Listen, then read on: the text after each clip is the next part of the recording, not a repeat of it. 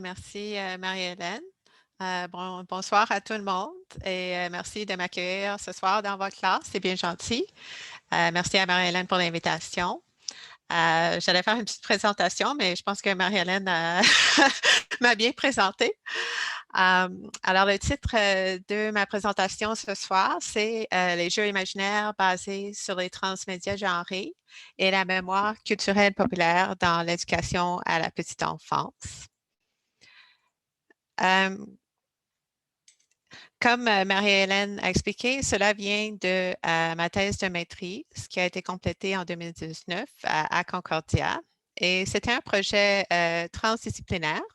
Alors, ma maîtrise est en études médiatiques en anglais.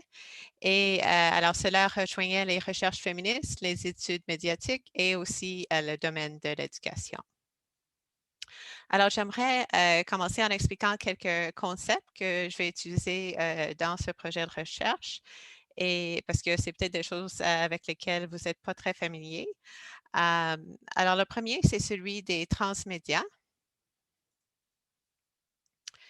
Les transmédias réfèrent au déploiement des œuvres et des personnages fictifs à travers de multiples plateformes telles que la télévision, les films, les livres, l'Internet, les jeux vidéo. Et cela va aussi dans d'autres domaines comme les jouets, les articles ménagers, les parcs d'attractions. Henry Jenkins, qui est un auteur de plusieurs livres sur les transmédias, appelle ça du world building. Alors, c'est la construction d'un monde fictif complet qui s'étend à travers plusieurs types de médias. Et là, j'ai une question pour vous. Vous pouvez ouvrir vos micros pour répondre. C'est qu'est-ce que vous pensez sont les 3 plus grandes franchises transmédiatiques au monde? C'est ceux qui sont destinés aux enfants, mais aussi aux adultes. Moi, je pense qu'il doit y avoir Disney ou Pixel. McDonald's. McDonald's, c'est une nom de marque, mais ce ne serait pas une franchise transmédiatique parce que ce n'est pas basé sur un monde fictif avec des personnages. Mais vous avez dit Disney. Disney est là avec ouais. Mickey Mouse en 4e position. Harry Potter. Harry Potter, oui. Harry Potter est dans la liste aussi, mais un peu plus bas. Est-ce qu'il y a d'autres idées? Est-ce que Marvel? Est-ce que Marvel fait partie de la liste? Oui, Marvel serait là aussi, mais pas dans les 3 premiers.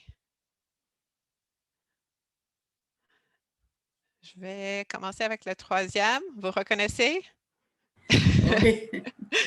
Winnie l'ourson. Et Winnie l'ourson a fait des profits de 75 milliards de dollars depuis ses débuts.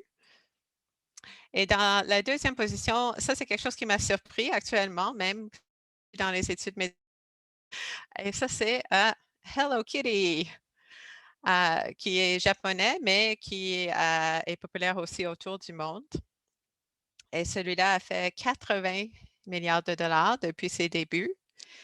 Et celui dans la première position, c'est Pikachu, Pokémon, qui est populaire depuis plusieurs décennies. Et celui-là a fait un total de 92 milliards. Alors, comment ça se fait? Comment est-ce que les transmédias ont commencé? Ça a commencé surtout ceux destinés aux enfants. On commençait dans les années 30 avec des séries sur la radio. Et c'est aussi dans cette période que Walt Disney a dévisé une formule de vente de marchandises et de jouets basée sur ses films qui a fait fureur aux États-Unis. Et comme vous voyez ici, il y a quelques jouets de ces années-là, des années 30. Alors ça, c'était vraiment le début du merchandising des films et des séries à la radio. Et ensuite, dans les années 70, il y a eu un très, très gros succès de vente de jouets associés au film de la série Star Wars. Et cela a parti d'une nouvelle formule de production de médias pour enfants qui existe toujours aujourd'hui. C'était en même temps qu'il y avait une déréglementation des lois sur la publicité destinée aux enfants aux États-Unis. Et cela a permis la création de séries de bandes dessinées par les fabricants de jouets. Alors, ceci s'appelait le Strawberry Shortcake Strategy à cause de la belle madame ici qu'on voit, Fraisinette, parce que ça, c'était vraiment la première série où est-ce qu'il y avait une ligne de jouets. Et ensuite, ils ont créé une bande dessinée simplement pour vendre les jouets. C'était pas pour avoir quelque chose de créatif pour les enfants, c'était vraiment une émission publicitaire déguisée en bande dessinée pour enfants. Et en anglais, on a appelé ça Program Length Commercial.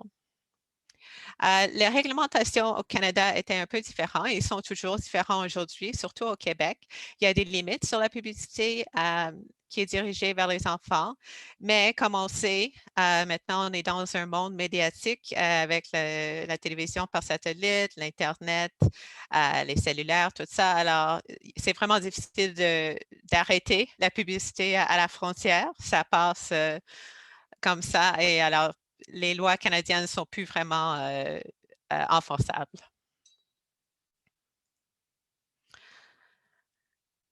Ces premières séries, dont vous en connaissez peut-être quelques-uns, vous en voyez quelques-uns ici, G.I. Joe, Ma petite pouliche, Les Kalinours, Transformers, He-Man,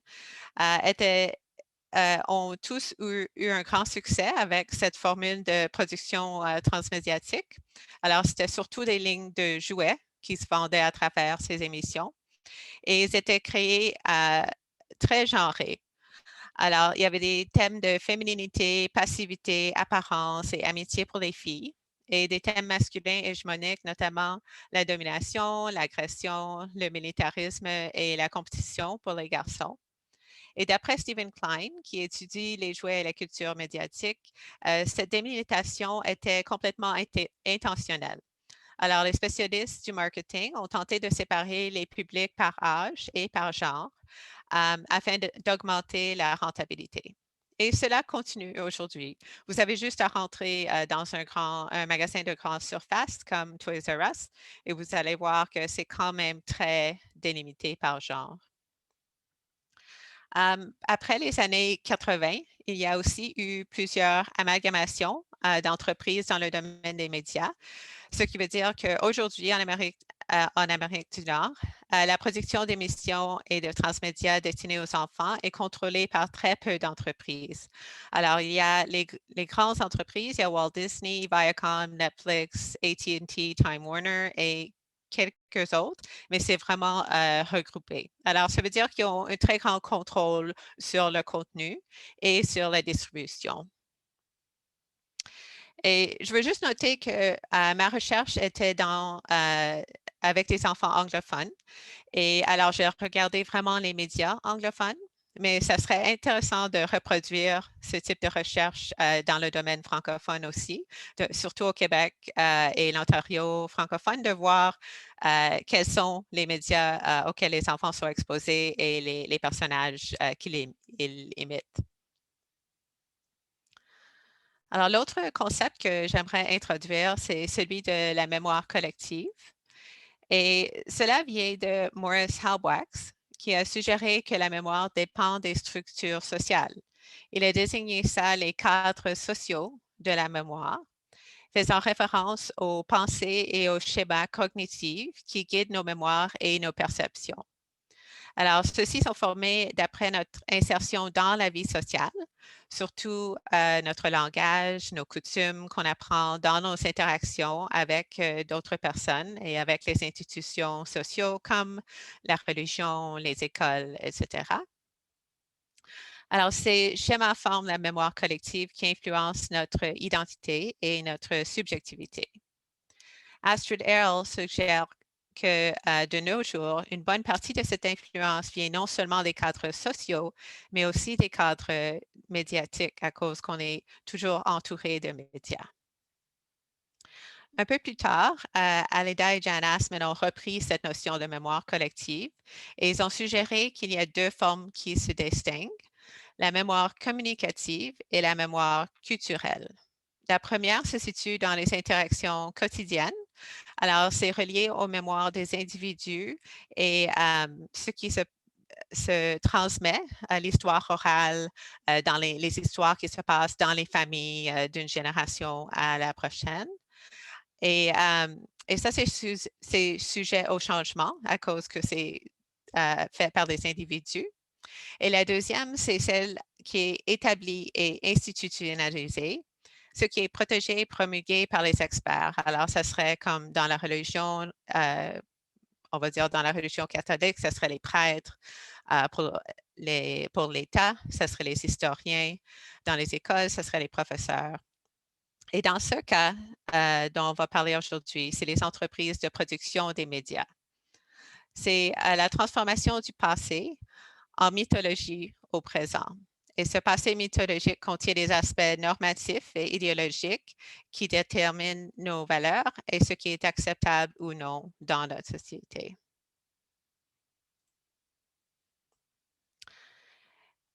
Karen Kukkonen propose quelque chose qui rassemble les transmédias et la mémoire culturelle. Elle appelle ça la mémoire culturelle populaire. Alors, la mémoire culturelle, mais pour les médias et la culture populaire. Pour comprendre un texte médiatique, alors que ce soit une image, un film, une bande dessinée ou même un jouet commercial, le public doit avoir une bonne connaissance contextuelle pour bien saisir la dimension connotative du texte. C'est-à-dire pas ce qui est directement devant nous, mais le symbolisme et ce que ça représente, cet article-là ou ce film-là.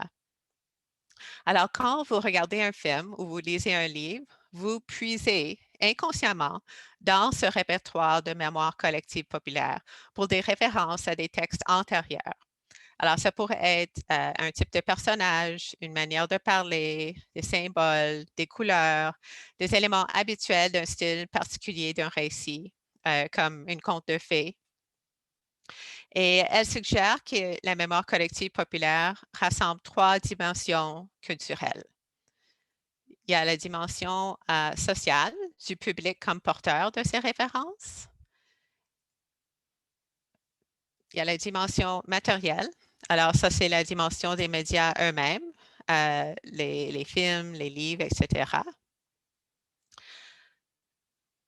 Et finalement, il y a la dimension cognitive. Alors, ça, c'est celui des symboles et des codes qui facilitent la compréhension du texte.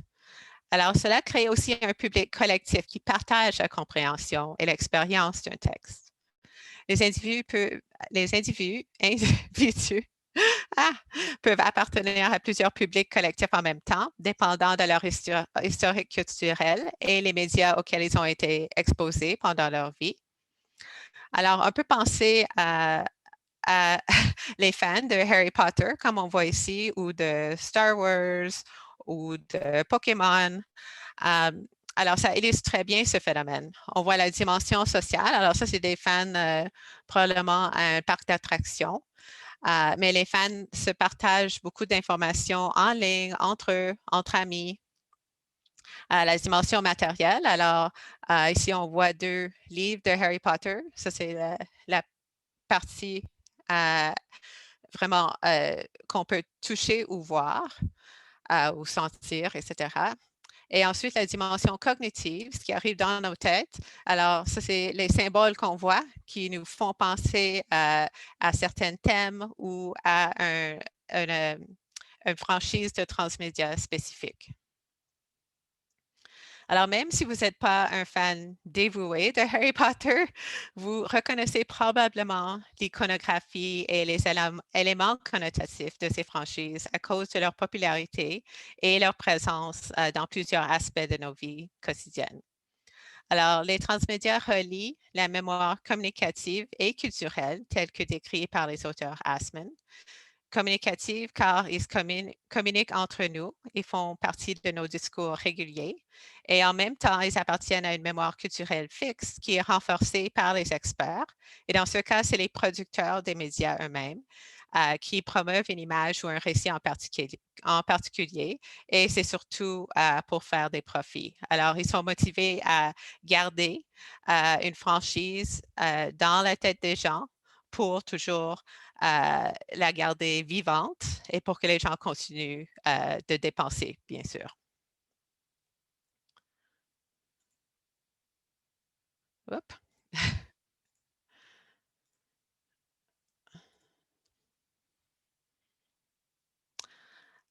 Alors, j'ai parlé un peu de comment les médias destinés aux enfants sont souvent genrés, surtout les transmédias. Et cela continue de nos jours, comme j'ai dit. Alors, cela, c'est ce qui a inspiré mon projet de recherche. Je voulais vraiment comprendre les discours genrés qui circulent dans ces transmédias à partir des jeux imaginaires des enfants âgés de 4 à 5 ans. Cette étude a été effectuée à partir de périodes d'observation qui se sont étalées sur plusieurs mois dans une garderie et un centre éducatif préscolaire, preschool, tous les deux anglophones à Montréal. Mais il y avait quand même des enfants qui parlaient d'autres langues. Il y avait des francophones et des allophones dans les deux places. Les observations ont été pendant les périodes de jeux libres. Alors, les enfants avaient le choix de tous les jouets qui étaient déjà présents dans les centres. On n'a pas donné des jouets spécifiques. Alors, c'était un peu ce qui était déjà là et ce qu'ils choisissaient de leur propre décision. Et vers la fin de la recherche, j'ai aussi apporté des déguisements. Et ça, c'était des déguisements variés. Il y en avait qui étaient génériques et il y en avait qui étaient reliés aux transmédias et pour voir qu'est-ce qu'ils allaient faire avec ça. Et ça, c'est pas un enfant de la recherche, ça, c'est ma fille quand elle était petite. Elle est plus grande maintenant. Mais les jeux imaginaires des enfants sont une bonne façon de comprendre les discours genrés, car les jeux imaginaires ont plusieurs fonctions dans la socialisation des enfants. Alors, ils servent à préparer les enfants pour la vie adulte.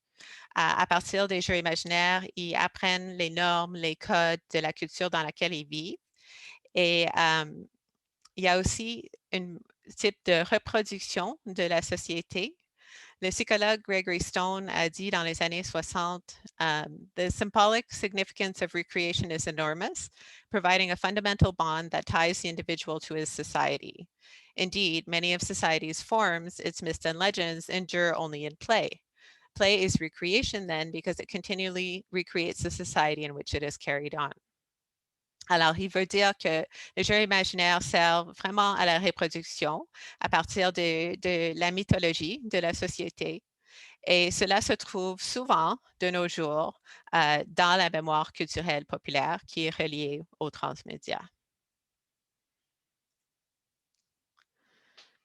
Il y a aussi une dame qui s'appelle Karen Woolman qui a fait des recherches avec des jeunes enfants qui utilisaient les transmédias. Et elle a dit qu'il y a dans les jouets reliés aux transmédias, il y a des identités anticipées. Alors, ça veut dire que ces identités sont ceux des personnages sur lesquels les transmédias se basent et que l'enfant incarne pendant son jeu. Et dans mon projet de recherche, il y avait deux types de personnages qui étaient un peu plus populaires que les autres. Il y en avait plusieurs que les enfants jouaient et qui incarnaient. Mais ceux dont je vais parler aujourd'hui sont les princesses, alors surtout les princesses de Disney et les super-héros. Dans la garderie et le centre éducatif préscolaire, les enfants avaient surtout des petites figurines, ce qu'on appelle comme action figures ou des petits bonhommes en plastique qui représentaient les personnages de les princesses Disney, Ma Petite Pouliche, Spider-Man, The Hulk, Teenage Mutant Ninja Turtles. Et comme j'ai dit, il y avait aussi les déguisements. Alors, dans le premier thème qui est vraiment sorti de cette étude, c'était le thème de incarner les princesses. Et cela impliquait surtout les filles. Il y avait des garçons aussi, mais c'était majoritairement les filles. Et ce thème-là s'est démarqué par les caractéristiques suivantes. Alors, il y avait un accent sur la fémininité hégémonique, la beauté, l'apparence, le scintillement, les bijoux, les robes longues, les couleurs féminines, le rose, le mauve, etc. Il y avait l'amitié entre les filles, l'harmonie, la gentillesse. Et j'ai raconté ça à quelqu'un d'autre et ils m'ont dit: «Ah, mais c'est bien, les filles, on a appris à jouer, bien ensemble» et j'ai dit: «Oui, c'est bien, mais c'est aussi, ça devient quelque chose qui est, il faut que les filles fassent». Alors les filles ne peuvent pas se fâcher, elles ne peuvent pas être agressives, elles ne peuvent pas être violentes. Il faut qu'elles jouent dans l'harmonie et la gentillesse parce que ça, c'est le rôle de la princesse. Alors c'est quelque chose de limitant en fin de compte. C'est positif, mais aussi limitant. Il y avait aussi la vie domestique, les attachements romantiques hétérosexuels. Alors, la prince et la princesse, ce qui reproduit la hétéronormativité et l'histoire de la damoiselle en détresse. Je ne sais pas si ça se traduit bien. En anglais, on dit damsels in distress, qui ont besoin de l'aide d'un homme fort de venir les secourir. Et finalement, le thème que j'ai trouvé le plus intéressant, c'était celui des femmes dans les positions de pouvoir. Alors ça, c'était des princesses qui dirigeaient l'action dans leur jeu et qui étaient vraiment le boss, comme on veut dire, étaient vraiment les directeurs. Le deuxième thème était celui de super-héros. Et ça, c'était surtout les garçons qui engageaient ce thème-là, mais il y avait aussi des filles. Et l'accent était vraiment sur la masculinité hégémonique, qui inclut la violence physique et l'utilisation de l'espace dans la salle de classe. Ça, c'était très intéressant. Alors, les garçons, en jouant au super-héros, se sentaient bien de prendre vraiment l'espace de la classe, ce que les filles faisaient jamais, et aussi au dépit des filles, parce que quand les garçons prennent toute la place, là, les filles, il faut qu'elles aillent dans le coin jouer. L'autre partie de ce thème était l'idée du danger, des monstres, les bons versus les méchants.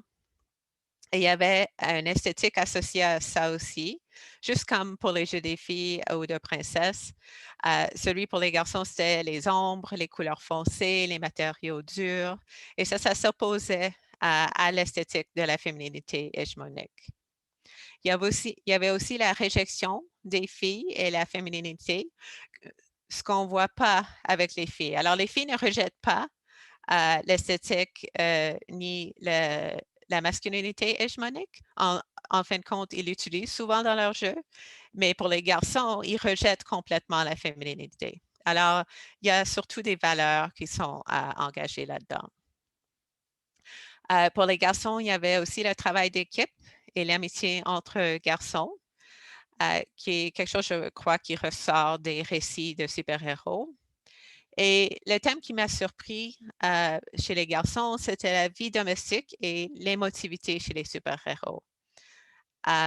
Et ça, c'était quelque chose qu'on ne voit pas trop dans les récits, mais c'était un peu une mixture de thèmes de la vie de tous les jours, les histoires de famille et aussi l'histoire de super-héros.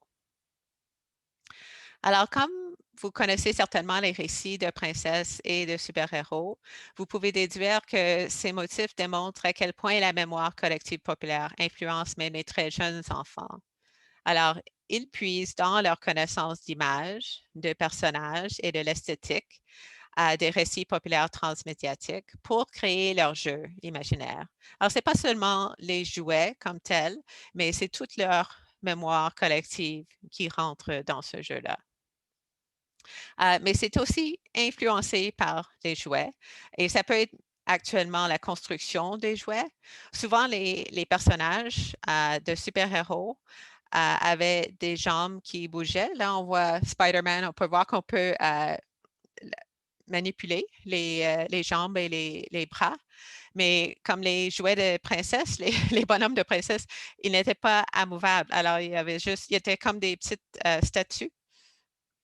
Alors, ça aussi, ça influence la façon de jouer.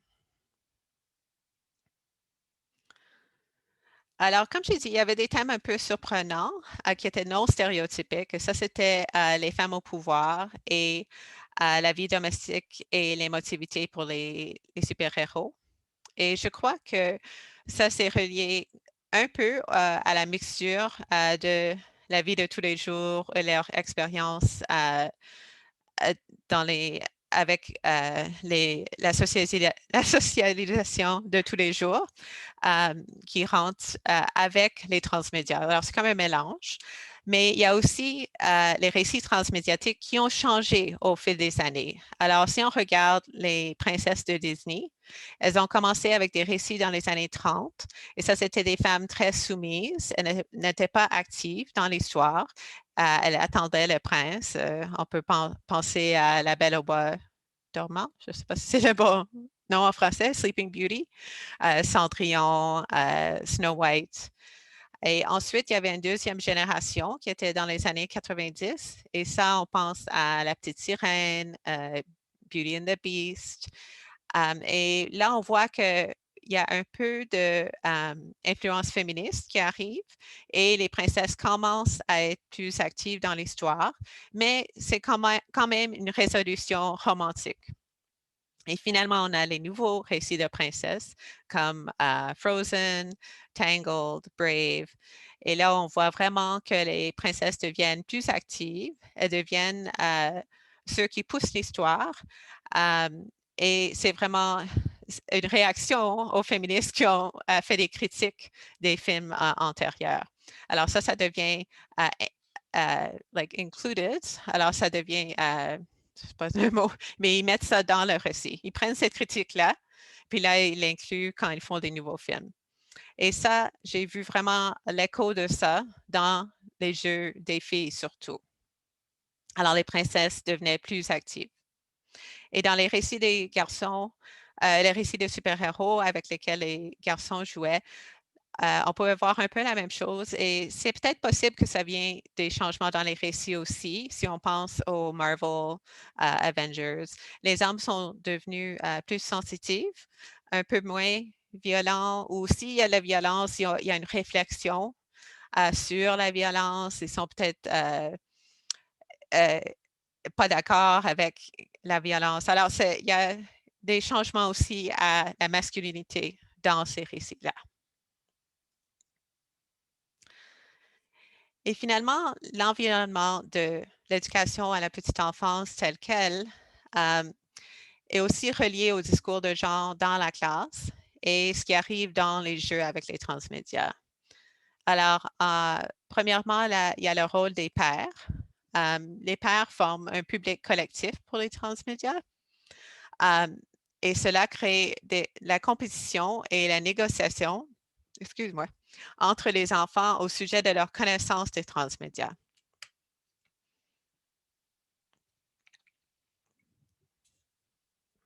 Alors, si vous avez des enfants ou vous êtes professeur de jeunes enfants, vous avez certainement déjà vu ça dans la cour d'école ou dans la classe. Les enfants, ils font des débats sur les aspects d'un personnage ou d'un récit. Alors, c'est ça qui arrive dans la classe. Et il y a des enfants qui connaissent mieux les médias que d'autres. Et là, ça crée qu'est-ce que Alison Pugh terme economies of dignity.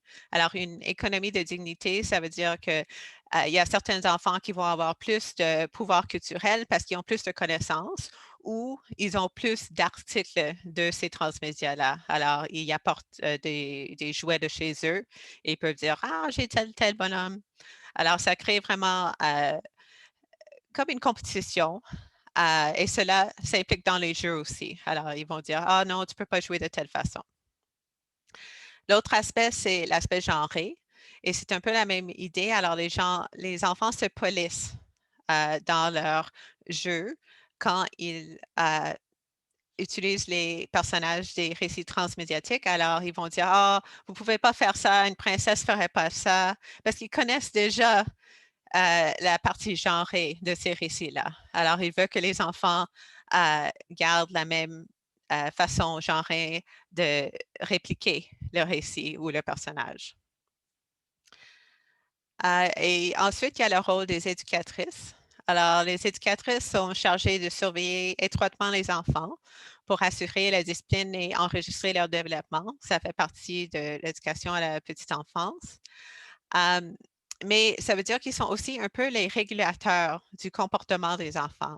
Et ça, c'est souvent fait d'une façon genrée. pas explicitement, mais surtout implicitement. Alors, comme j'ai dit avant, les garçons qui jouaient aux super-héros, ils couraient dans la classe, ils faisaient semblant de donner des coups de poing, des choses comme ça. Et les éducatrices, elles faisaient moins de discipline avec les garçons qui faisaient ça qu'avec les filles. Alors, quand les filles voulaient jouer aux super-héros, là, ils se faisaient discipliner plus vite parce que c'est pas accepté peut-être qu'une fille soit aussi physique dans la classe qu'un garçon. Deuxièmement, les éducatrices sont les gardiens de l'ordre moral. Alors, avec les jeunes enfants, ils jouent un rôle un peu maternel. Et les transgressions de genre sont parfois perçues comme un problème moral. Et je pense que vous avez peut-être vu ça dans le livre de Gabrielle Richard, qu'elle parle de la notion de la moralité et le genre. Et finalement, il y a le discours d'opportunité égalitaire dans l'éducation à la petite enfance, surtout au Québec. Alors, c'est basé sur la notion que l'égalité homme-femme existe déjà dans la société québécoise et on a juste à offrir les mêmes opportunités aux garçons et aux filles. Et tout le monde va être égal. Mais on sait que dans la vraie vie, ça ne fonctionne pas comme ça. Et un exemple de ça, il y avait un garçon qui voulait mettre une robe de princesse. Et une fois qu'il l'a mis, il s'est fait taquiner par les autres enfants. Et alors, c'était égalitaire dans le sens qu'il avait le droit de porter la robe. Ils ne l'ont pas arrêté. Mais une fois qu'il a mis la robe, là, il y avait une réaction basée sur la notion de genre. Et l'éducatrice n'a jamais adressé ça. Elle a seulement demandé à l'enfant s'il voulait aller jouer avec elle dans un autre coin de la classe pour éviter ce taquinement-là. Mais il n'y avait pas vraiment de discussion sur d'où ça vient, cela. Alors, pour résumer, la mémoire collective populaire joue un rôle important dans les discours de genre qui circulent dans les transmédias et dans les jeux imaginaires des enfants, qui contribuent à la formation de leurs identités et à la reproduction de la culture genrée de la société. Cette mémoire collective populaire n'est jamais statique, mais elle change au fil du temps, surtout avec les changements dans les médias.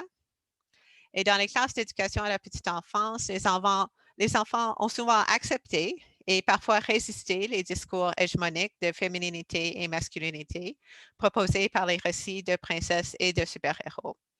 Et cela a été compliqué par les rapports entre les pairs et aussi par le rôle des éducatrices dans la classe. Et merci.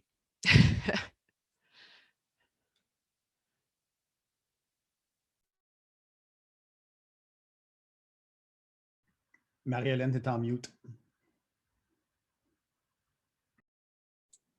J'avais cliqué, mais je n'avais pas bien cliqué. Donc, je disais que vous pouvez utiliser les réactions ou vous pouvez aussi montrer avec vos mains.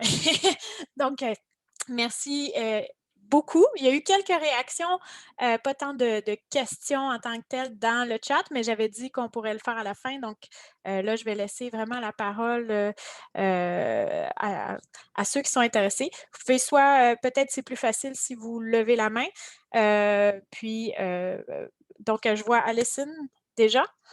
Donc, je me demandais concrètement, là, qu'est-ce que vous suggérez comme intervention pour un enseignant dans une classe où il y a un enfant qui est victime là, justement de gender policing? Ça, c'est une très bonne question et ça, c'est vraiment un peu hors mon expertise, mais je peux faire des suggestions. Je pense qu'il faut vraiment adresser la question de genre vraiment d'une façon de base. Alors, la construction du genre. Et on peut adresser ça même avec des très jeunes enfants parce qu'il y a comme une idée que les enfants ne comprennent pas, mais on le voit qu'ils comprennent parce qu'on le voit dans la façon qu'ils agissent et les choses qu'ils disent aux autres enfants. Alors, ils comprennent dès l'âge de probablement 1 an et demi qu'il y a garçons, il y a filles et qu'il y a des notions sociaux et des expectations différentes. Alors, je pense qu'il faut vraiment avoir cette conversation dans la classe. Et je crois que pour cette semaine, vous avez lu l'article c'était en anglais, alors peut-être pas tout le monde l'a lu, mais ça apportait queer theory à la classe aussi. Et ça, c'est une bonne façon aussi parce que ça trouble l'idée du genre. Alors, c'est vraiment d'explorer avec les enfants que le genre, c'est une construction. C'est de la même façon qu'on peut parler de race avec les très jeunes enfants. Les gens ils ont toujours un peu peur. Et avec le genre, c'est impliqué dans, comme j'ai dit, la moralité, des choses comme ça. Les personnes ont souvent peur, mais je pense qu'on peut vraiment avoir cette conversation et faire des interventions. Mais je pense que la chose qui complique un peu, c'est surtout les autres éducateurs, l'administration dans le centre, d'avoir tout le monde on the same page, comme on dit. Et aussi les parents. Les éducateurs et éducatrices ont souvent peur de la réaction des parents. Dans le centre, pas la garderie, mais l'autre centre, il y avait des garçons qui s'habillaient en robe normalement. Ils avaient un coin de déguisement qui était toujours là. Et l'éducatrice me disait, « je prends des photos pendant la journée, puis je les envoie aux parents pour dire, ils ont fait ça aujourd'hui. » Elle dit, « Mais quand les garçons s'habillent en robe, je ne prends pas de photos. Je ne les envoie pas. » Alors, il y a quand même une peur là, d'avoir cette conversation et je comprends. Merci beaucoup. Donc, l'article auquel fait référence Tiffany, c'est Blaise et Taylor. Donc, c'est dans le volet 3. Il y en a peut-être qui l'ont déjà commencé, le volet 3, où ça va venir. Mais je pense que oui, c'est vraiment un bon article. Même s'il est en anglais, il y a plusieurs pistes là, comme ça, donc reliées au queer theory, qui pourraient vous guider. Est-ce que quelqu'un d'autre se lance? Est-ce que je peux ajouter quelque chose? Oui. En réponse à la question. Oui. J'ai eu des belles expériences dans ma très courte carrière d'enseignante. Dans mon stage, j'ai eu, c'était une élève quand j'ai fait mon stage et quand je suis revenue, elle était en 3e année. Puis quand je suis revenue après ça faire du bénévolat, elle avait amorcé une transition vers il. Donc, j'utilise le elle parce que quand je la connaissais, c'était une elle. Et là, c'était en tout cas, bref.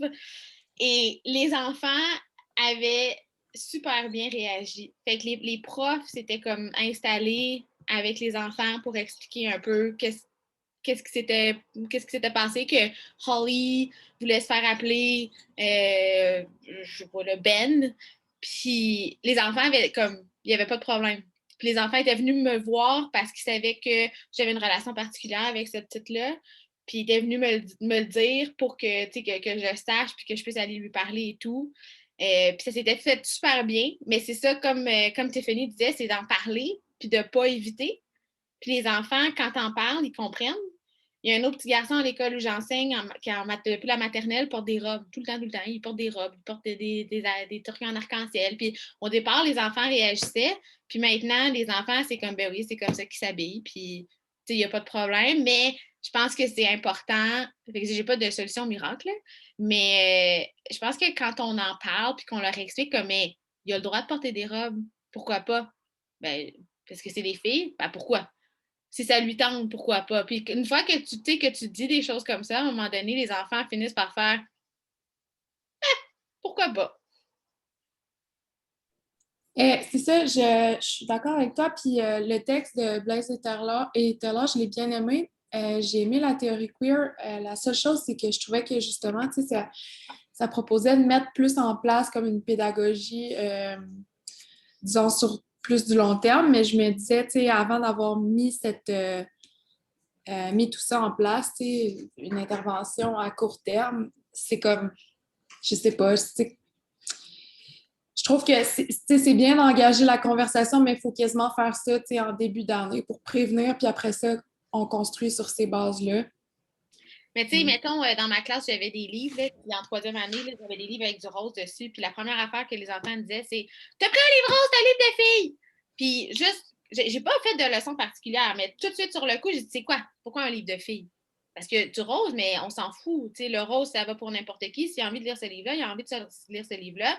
Je l'ai répété quelques fois pendant l'année. Puis à la fin de l'année, s'il y a un enfant d'une autre classe, par exemple, qui dit « Ah, t'as un livre de filles! » J'avais plus besoin de rien dire. Les autres élèves répondaient pour moi « Ça n'existe pas des livres de filles! On peut lire ce qu'on veut! » Tu sais, j'ai pas fait... C'est juste sur le coup, là. Fait que des fois, des petites affaires qu'on se dit, ben, ça n'a pas beaucoup d'impact, finalement, ça rentre. Merci. La littérature de jeunesse aussi, les livres on appelle ça picture book en anglais. Il y en a plusieurs maintenant. Dans le temps, il n'y en avait pas beaucoup, mais je ne sais pas en français, il doit en avoir pas mal aussi. Mais ça, c'est une bonne façon de partir la conversation aussi. Parce qu'il y en a plusieurs qui sont très, très bons. Ouais. Ça peut être autant, tu sais, quand on prend autant un livre qui peut être vraiment intéressant comme celui d'Élise Gravel, il y en a plusieurs, d'Élise Gravel, qui va comme concrètement s'attaquer aux stéréotypes, mais vraiment en invitant les enfants à se poser des questions. Mais il y en a d'autres qu'on peut le faire par nous-mêmes, tu sais, prendre les petits livres, là, Petit garçon ou Petite fille, puis vraiment poser des questions. Pourquoi? Est-ce que finalement, lui est en construction? Est-ce que ça pourrait être une fille dans ce livre-là? Pourquoi ils ont choisi de mettre un garçon selon vous? Puis là, en fait, ça fait ressortir les enfants, ils aiment discuter, en fait, je pense que le plus jeunes ils sont, le plus ils sont ouverts. Même comme enseignante au secondaire, quand j'avais après été faire des expériences en didactique de l'histoire dans des classes de primaire, j'ai comme « Oh mon Dieu, les enfants du primaire ont tellement peut-être moins été encore formés à la culture scolaire. » Je trouvais qu'il y avait tellement plus de possibilités de travailler avec les hypothèses, de les faire vraiment questionner et déconstruire sans la recherche tout le temps de la bonne réponse qu'on leur amène à vouloir chercher très, très jeune. Donc, je trouve que le plus jeune ils sont, puis finalement, c'est peut-être la meilleure opportunité d'amener ça en classe. Voilà. Est-ce qu'il y a d'autres questions? Moi, j'avais pas tant de questions qu'une réaction parce que ça fait 35 ans que je suis dans le domaine de la petite enfance. J'ai été éducatrice de la petite enfance pendant beaucoup, beaucoup, beaucoup d'années. J'ai toujours trouvé que le balancier compensatoire était vraiment pas équilibré. Et j'avais beau essayer d'avoir un programme non genré, puis d'aider les enfants, les jeunes enfants, à comprendre que non, le rose, c'est pas juste pour les filles, mais la société, elle est tellement incrustée dans ces pratiques-là que, tu sais, je veux dire, le bébé, il n'est même pas né encore, puis on a décidé si rose ou bleu, c'est sa couleur. On a déjà déterminé qu'est-ce qu'il va porter à la sortie de l'hôpital. On a déjà décoré sa chambre. Il y a tellement de choses déjà qui sont en place que ça sème déjà des graines dans sa tête qui n'est même pas encore sortie du ventre de sa maman. Alors, je trouve ça difficile et là, je continue à former, excusez, il y a un gros camion qui passe, voilà. Je continue à former les éducatrices et éducateurs pour qu'elles offrent et ils offrent des programmes non genrés, mais encore là, on n'en a pas d'hommes en petite enfance. C'est 98% des femmes qui sont membres de l'Ordre professionnel des éducateurs et éducatrices de la petite enfance de l'Ontario. Il n'y en a pas de gars. Et quand ils sont là, les hommes, ils ont des positions de superviseurs. Alors, les enfants, ils n'en ont pas d'exemple masculin. Alors, tout ça joue dans le balancier. Alors, c'est difficile de combattre des machines comme Marvel. Puis j'aimerais ça un jour trouver la façon de combattre Marvel. S'il faut que je mette une carte, je vais en mettre une, là, mais c'est très frustrant. Parce qu'on peut faire une petite intervention, mais à quel point elle va rester, la petite intervention. Puis, c'est souvent pas les gros gestes comme dire, il y a un enfant qui est en transition d'un sexe à l'autre, etc. Ces choses-là, ils arrivent de temps en temps, mais très peu souvent. Mais c'est des interventions à tous les jours. Que les petites filles s'en vont toutes dans le coin d'Inette pour jouer avec les poupées, puis les petits garçons s'en vont toutes dans le coin des blocs avec les camions Tonka. Puis même si tu dis non, tu peux aller jouer dans l'autre bloc, dans l'autre coin. C'est la machine là, de la société, elle est très, très, très puissante. Je pense que ça va prendre des changements au niveau de la politique de l'éducation à la petite enfance, surtout si je regarde des pays comme la Suède, où est-ce qu'ils ont une politique moins genrée et plus démocratique aussi. dans l'éducation à la petite enfance, moins hiérarchique. Alors, les enfants ont plus de pouvoir et plus de liberté, je dirais. C'est difficile pour moi parce que je n'ai pas l'expérience de travailler comme éducatrice. C'était vraiment un rôle d'observateur. Mais oui, je pense que ça va prendre des changements plus au niveau de la façon que les programmes sont structurés aussi. Et aussi, comme vous avez dit, le fait qu'il y a moins que c'est surtout des femmes qui sont dans ce domaine-là. Et que c'est aussi moins valorisé, etc. Je trouve qu'il faudrait vraiment un changement dans la politique là aussi pour encourager les hommes à rejoindre ce domaine et devenir éducateurs à la petite enfance. Et ça changerait les interactions dans les classes aussi. D'avoir un homme dans un rôle d'éducateur, mais aussi c'est un rôle of care. De voir les hommes dans cette position-là, je pense que ça changerait beaucoup aussi. Quand il y en a des hommes, ils sont excessivement questionnés. Mon fils a été éducateur quelques années. Il était chez les Poupons Bambins. Et il n'y avait pas de question de la part des femmes. C'est un bel homme, tout ça. Les femmes, les mamans réagissaient très, très bien, mais les papas ne réagissaient pas bien. Alors maintenant, il enseigne 5e, 6e année. Il n'y a plus les mêmes questions du tout. Alors, le programme du ministère de l'Éducation en petite enfance est excellent. C'est toute la machine autour qui a besoin d'être visitée. Je pense que Nathalie et Tiffany auraient beaucoup à discuter aussi d'ailleurs. Nathalie, c'est à la cité collégiale, c'est ça, hein? Okay. Oui, c'est ça. Je trouvais ça intéressant, le point que Tiffany a dit. Si on regarde, bon, du moins dans mon expérience québécoise, il y a beaucoup de bourses, par exemple, pour encourager, et c'est très bien, pour encourager les filles à aller en sciences, et ça, c'est super. Mais on ne voit jamais d'équivalent pour encourager des hommes à aller vers le care. Donc, je ne sais pas si c'est une bonne solution non plus, mais il y a quelque chose là qui... et bon, évidemment, les salaires qui vont... et on ne parle pas juste de l'éducation à la petite enfance. Tout ce qui est care, là, ça, c'est tout un concept qu'on pourrait regarder aussi là, en classe. Mais donc, tout ce qui est, par exemple, les soins infirmiers aussi. Qu'est-ce qui fait? Alors, il y a toute une analyse sociétale qu'on peut avoir pour comprendre ça aussi et qui est fortement liée au genre en elle-même, au salaire qu'on donne historiquement à des professions féminines. Bon, je veux laisser la place aux questions, donc je vous laisse réagir ou poser des questions.